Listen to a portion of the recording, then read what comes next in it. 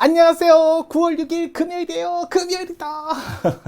자, 오늘 지나면 또 주말이 되고, 주말 되면 또 일주일을 잘 정비를 하세요. 그러면서 또 월요일부터 찾아오셔야 돼요. 계속 가시는 거예요. 아니, 꾸준함이 저 중요하다니까요. 큰 바위를 깨는 물길은요, 갑자기 쏟아지는 폭풍우도 깰 수가 있겠지만 조금씩 오랜 기간 동안 쌓이는 것도 바위를 확실하게 깰 수 있어요. 아예 구멍 낼 수도 있어요. 자, 이런 것들을 우리 차곡차곡 쌓아가는 실력이라고 합니다. 실력은 하루아침에 생기는 게 아닙니다. 자, 그러면 오늘 매일 행정법 문제 한번 살펴보겠습니다. 9월 6일 금요일입니다. 자, 24년 군무원 7급 문제 행정기본법상 법적용 기준에 관한 문제입니다. 자, 문제 볼게요. 다음 중 행정기본법상 법적용 기준에 대한 설명으로 가장 적절치 않은 것은 1번 새로운 법령 등의 특별한 규정이 있는 경우를 제외하고는 법령 등의 효력 발생 전에 완성되거나 종료될 사실 법률관계에 적용되지 않는다. 이거 행정기본법 14조 문제를 그대로 냈네요. 이거 볼게요. 아유, 이거는 뭐. 자, 볼게요. 행정기본법 14조죠. 자, 이게 법 적용, 법률의 적용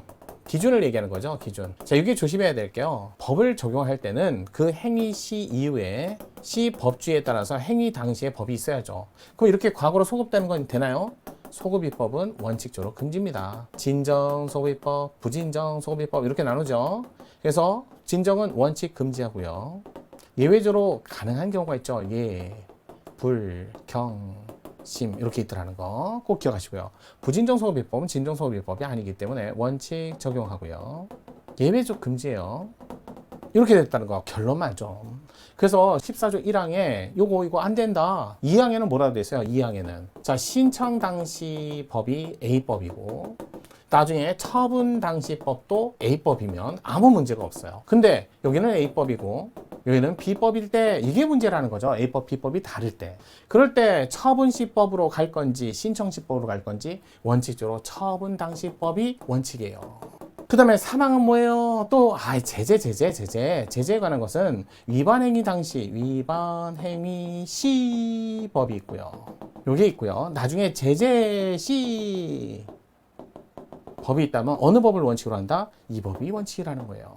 그래서 1, 2, 3항 이거 반드시 암기 잘 하셔야 돼요. 처분시법이 있고 제재는 위반행위시법으로 간다는 게 원칙이에요. 다만 위반행위 당시법보다 재판시, 제재시법 또는 재판시법이 경미하거나 더 이상 제재 대상이 아닌 걸로 했을 땐 이걸로 간다. 이게 사망 단서에 써 있는 거잖아요. 이렇게 14조는 진짜 1항, 2항, 3항 정확하게 다 외우셔야 돼요. 이걸 그대로 낸 거잖아요.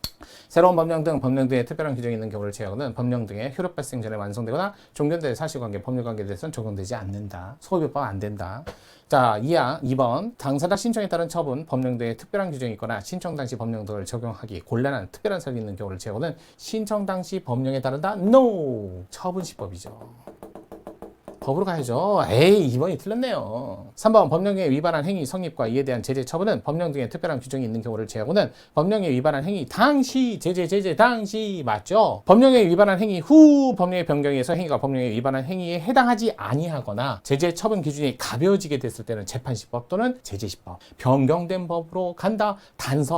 후다 사망의 후다. 이거는 사망 2항 1항. 야, 14조를 그대로 조문을 낸 거예요. 14조를 행정기본법 14조를 그대로 냈습니다. 이거 정리 잘 하시고요. 옛날에 이거 따로 행정절차법에 있는 걸로 갔는데 이제 행정기본법으로 그대로 가는 거예요. 이거 정리하시고요. 반드시 행정기본법은 조문 한 자 한 자 잘 보셔야 돼요. 자, 오늘 금요일 즐겁게 매일매일 행정법을 살펴봤습니다. 그럼 다음 주에 찾아뵙겠습니다.